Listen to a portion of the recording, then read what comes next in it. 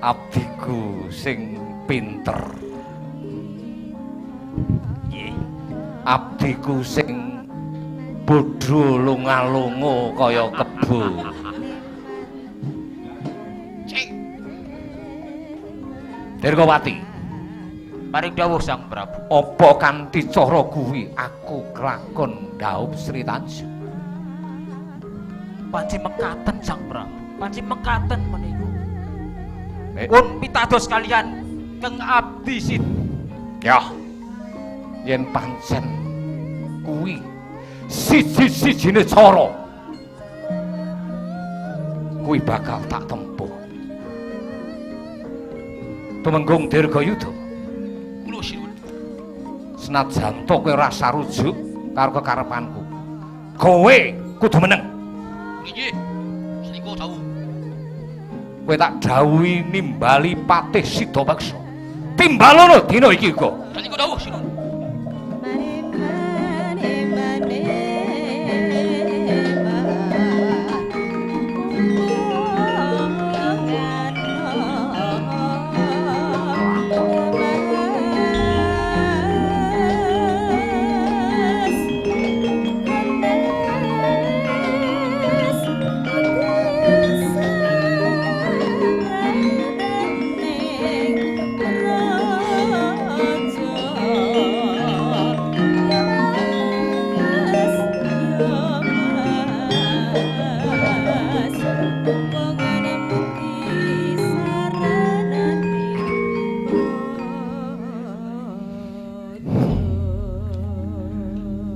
Kakang Patih Sidabaksa kanggo nedhi kasetyanmu marang Praja Njawastina.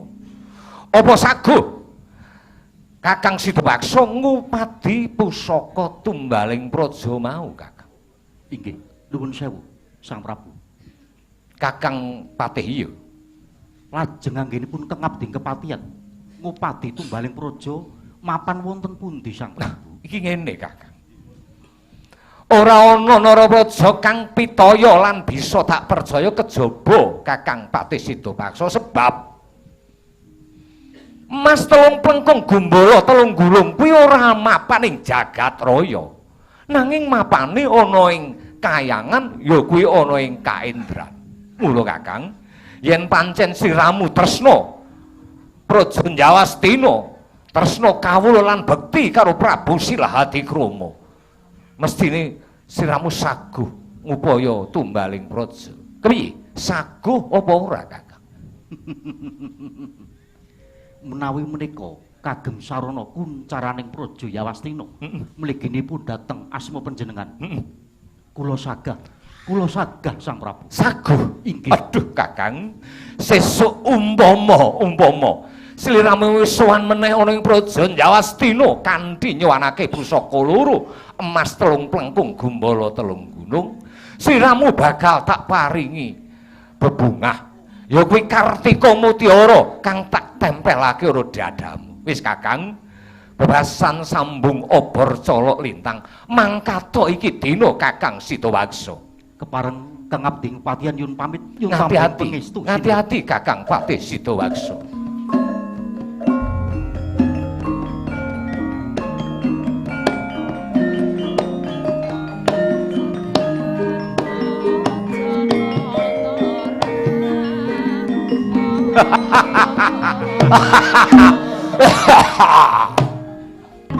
Kang Mas, ampun dangu-dangu anggenipun panjenengan tindak nggih Kang Mas. Iya.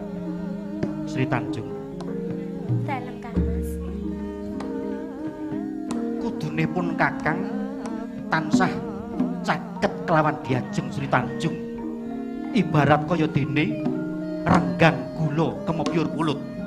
Nanging rikalengan iki pun Kakang kudu ngayahi jejibaan.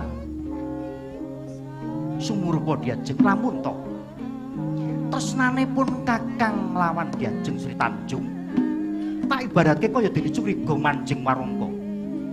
Loro-lorone ngatunggal kaya godhong suruh lumah kelawan kurpe. Yen dinulu beda rupane, yen ginigit padha rasane. Katresnanipun Kakang tumanduk marang Diajeng Sri Tanjung tresna kang sejati, tresna kang suci. Mula kang saka iku jaganen katresnan iki ya Diajeng. Inggih Kang Mas. Kula sagah yaki katresnan menika Kang Mas. Aja nganti katresnanipun Kakang lawan Diajeng Sri Tanjung kalipetan marang dedosaning liyan. Nadyan Diajeng mono tak ibaratke wong wadon sing kepanjangan rikma kribetan nyamping saumpama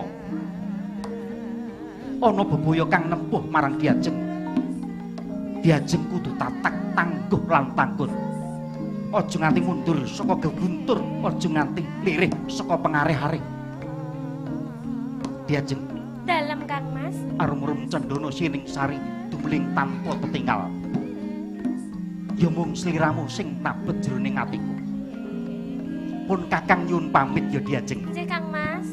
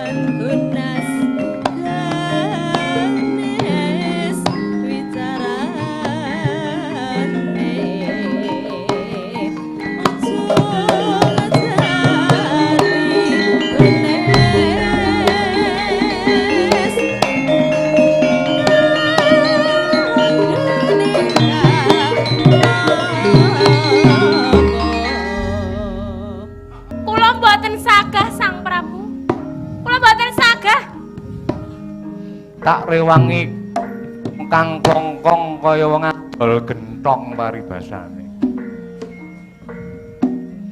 Tak rewangi klengkang-klengkeng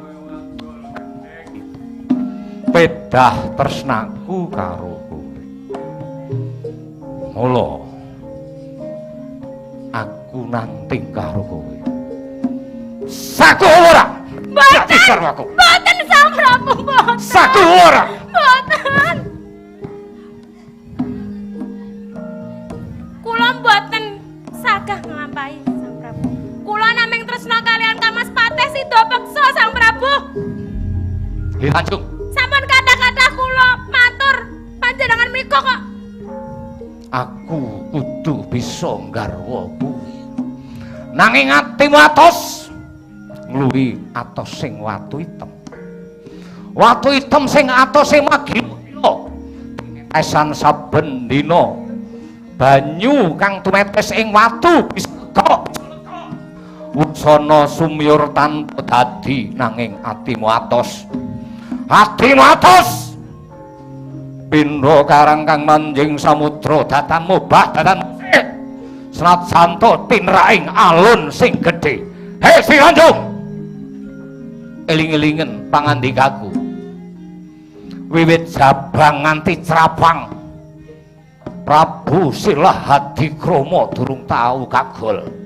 Ming kowe sing marai kagol ing atiku. Hei Sri Tanjung, Nggih Sang Prabu. aku Narendra bisa gawe abang biruning praja Jalastina Pura, uga bisa gawe abang biruning lelakon. Sri Tanjung, yen kowe wangkot wangkal ditenono pangandikaku, yen sesuk ana udan tangis, yen sesuk ana banjir ludira, malah kepara gondol nyawamu aja sambat kene.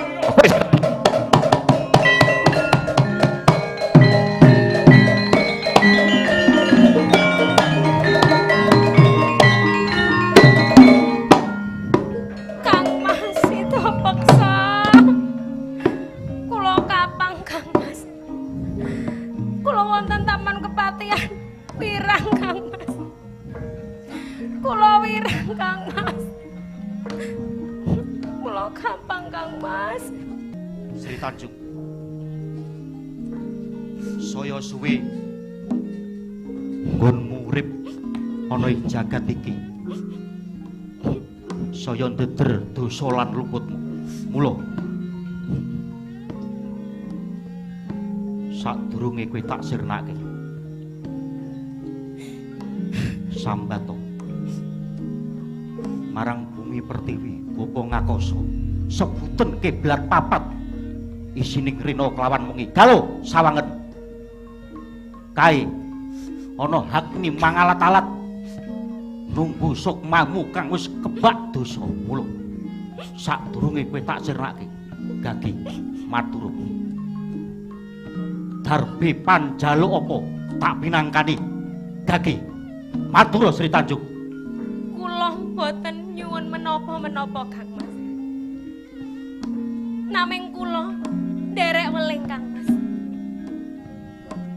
Menawi sak sampunipun panjenengan merjaya kula,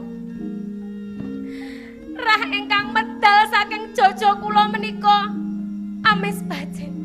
Ateges kula menika tumindak lelemeran Kang Mas. Nanging menawi rah ingkang medal saking jaja kula menika arum mangambar kados kembang kasuhargan, ateges kula mboten tumindak lelemeran Kang Mas. Kula tasih suci Kang Mas. Monggo Kang Mas. Monggo Kang Mas. Menawi panjenengan badhe ngersakaken pejahipun kula Kang Mas. Kang Mas. Mati kowe Sri Tanjung. Kang Mas. Kang Mas.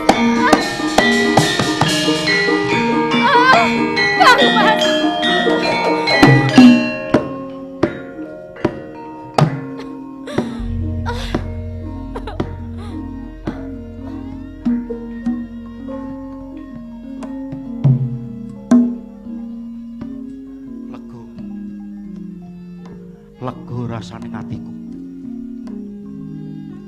Wong sing tak tresnani nglarani atine sida paksa. Ya kaya ngono kuwi. Entuk-entukane wong wedok sing wis duwe bojo disongkel karo wong lanang liya. Mati wis Sri Tanjung. Loh,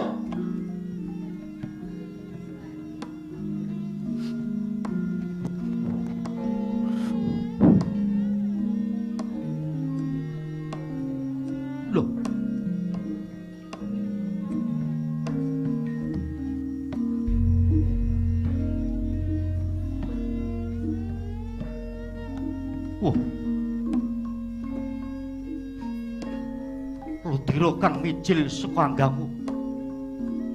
Ludira amrik mangambar wangi. Wah, wangi Sri Tanjung. Wangi Sri Tanjung.